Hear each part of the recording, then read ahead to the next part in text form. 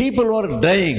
అక్కడ చూసినట్టయితే ప్రజలందరూ చనిపోతూ ఉన్నారు. The Spirit of God led David to the threshing floor on the top of a high hill on the outskirts of the city of Jerusalem. అయితే అక్కడ దేవుడు దావీదును అర్నోను కళ్ళెము పైగా నిలిచి ఉండి ఆ వైపుగా దావీదును నడిపిస్తూ ఉన్నాడు. The Spirit of God did not leave David.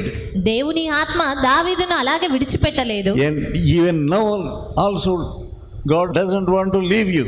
మరి ఈ సమయంలో దేవుడు నిన్ను కూడా విడిచిపెట్టాలనుకోవడం లేదు. According to Jewish history, Cain and Abel had come to offer their sacrifices in that place. యూదుల చరిత్ర ప్రకారము ఏబేలు కయీను అర్పణ అర్పించడానికి వచ్చింది అదే స్థలం. They came to that place.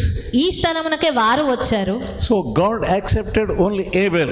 అయితే దేవుడు హేబేలును మాత్రమే అంగీకరించాడు. You can come to the altar. నీవు బలిపీఠం యొద్దకు రావచ్చు. Simply coming to the altar is not enough. అయితే బలిపీఠం యొద్దకు రావడమే మాత్రమే ఎంత మాత్రం సరిపోయే విషయం కాదు. You must know whether God is accepting your sacrifice or not. దేవుడు నువ్వు అర్పించే అర్పణలను అంగీకరిస్తున్నాడా లేదా అనే విషయం తెలుసుకోవాలి. Cain was a wicked man. కయీను దుష్టుడుగా ఉన్నాడు. Yet he brought sacrifice. అయినప్పటికీ అతను అర్పణలను తీసుకొచ్చాడు. But what do we see? కానీ మనం ఏం చూస్తున్నాము? God accepted Abel and also the sacrifice of the Abel. దేవుడు హేబేలును అతని అర్పణలను అంగీకరించాడు. He brought firstlings and fat ones. అతడు క్రొవ్విన వాటిని ప్రథమమైన వాటిని తీసుకొచ్చాడు. To please God, the blood is needed. దేవుని సంతోషపెట్టుటకు రక్తం చిందింపబడాలి. The sacrifice of blood was needed to please God. ఆ అర్పణలు అర్పించినప్పుడు రక్తం చిందించబడుట అనేది దేవుని సంతోషపెట్టగలుగుతుంది. And how is your offering? You are giving something to God. మరి నీవు దేవునికి ఏదో అర్పిస్తున్నావు, అయితే అది ఎలాగుంది? But you do not know whether God is accepting that sacrifice or not. ఆ అర్పణను దేవుడు అంగీకరిస్తున్నాడా లేదా అనేది నీకు తెలియట్లేదు. You are satisfied because you are coming nearer the altar of God. బలిపీఠమును సమీపించినప్పుడు నువ్వు సంతోషిస్తున్నావు అంతే. Cain brought the offering. కయీను అర్పణలను తీసుకొచ్చాడు. But he was a wicked man and a proud man.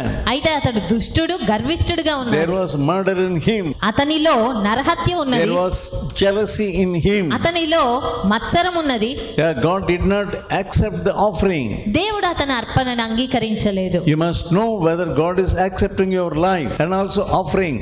మరి నీ జీవితాన్ని నీ అర్పణను దేవుడు అంగీకరిస్తున్నాడా అని నువ్వు తెలుసుకోవాలి. It was the same place, Mount Moriah, where Abraham was asked to offer his son.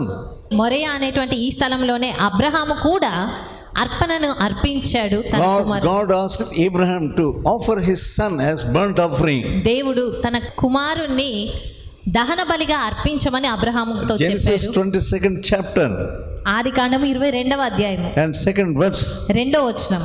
Abraham was asked to offer his only son as burnt offering. Take now thy son, thine only son Isaac, whom thou lovest, and get thee into the land of Moriah. Offer him there. 22వ అధ్యాయం 2వ వచనం. నీకు ఒక్కడయ్యున్న నీ కుమారుని అనగా నీవు ప్రేమించు ఇస్సాకును తీసుకొని మోరియా దేశమునకు వెళ్ళి అక్కడ నేను నీతో చెప్పబోవు పర్వతములలో ఒకదాని మీద దహన బలిగా తన్ను అర్పించుమని చెప్పెను. Abraham was loving his only son. Abraham తనకు ఒక్కడయ్యున్న కుమారుడిని ఎంతగానో ప్రేమిస్తూ ఉన్నాడు. God wants your best to him to offer. అయితే దేవుడు నీకు కలిగి ఉన్న శ్రేష్టమైనది నువ్వు అర్పించాలి అని కోరుతున్నాడు. But you are not coming to that point. కానీ నీవు ఆ అంశము వరకు రాలేకపోతున్నావు. What are you loving most in your life? నీ జీవితంలో అతి ఎక్కువగా ప్రేమిస్తున్నది ఏంటి? It may be anything. అది ఏదైనా కావచ్చు. But are you ready if God asks you to offer? అయితే దేవుడు దాన్ని అర్పించమంటే నీవు సిద్ధంగా ఉన్నావా? As a sacrifice, ఒక అర్పణగా అర్పించమంటే your sacrifice must be covered with blood. నీ అర్పణ అనేది రక్తముతో అది తడవాలి. God will not accept anything దేవుడు మరి దేనిని కూడా అంగీకరించడు. but your best. కానీ శ్రేష్టమైంది నీ శ్రేష్టమైందే అంగీకరిస్తాడు. It must be more than sacrifice. అది కేవలం ఒక అర్పణ కంటే అధికంగా ఉండాలి. 2 Samuel 24th 2 సమూయేలు 24వ అధ్యాయం and 24th verse.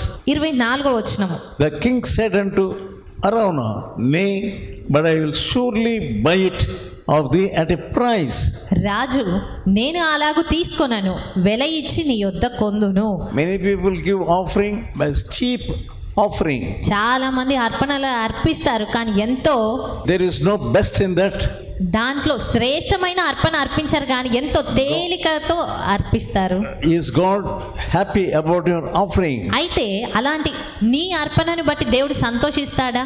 Neither will I offer burnt offerings unto the Lord my God of that which cost me nothing. వెల ఇయ్యక నేను తీసుకున్న దాన్ని నా దేవుడైన యెహోవాకు దహన బలిగా అర్పించను. He was offering to David, take it everything freely and offer to God.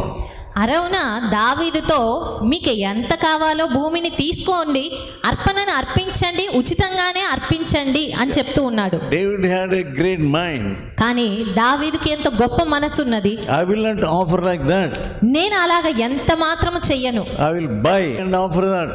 నేను వెల ఇచ్చి ఆ భూమిని కొంటాను, Because I am offering it to God. ఎందుకంటే అది నా దేవునికి అర్పించే స్థలము. He knew the mind of God. అతనికి దేవుని మనసేంటో తెలుసు. Do you know the mind of God? మరి నీకు దేవుని మనసేంటో తెలుసా? God's mind is higher and higher. దేవుని మనసు ఎంతో ఉన్నతమైనది. But how is your heart and how is your mind? మరి నీ హృదయం ఎలాగుంది, నీ మనసు Your ఎలాగుంది? heart and mind is so cheap. Don't treat God cheaply. దేవుణ్ణి ఎంతో తేలిగ్గా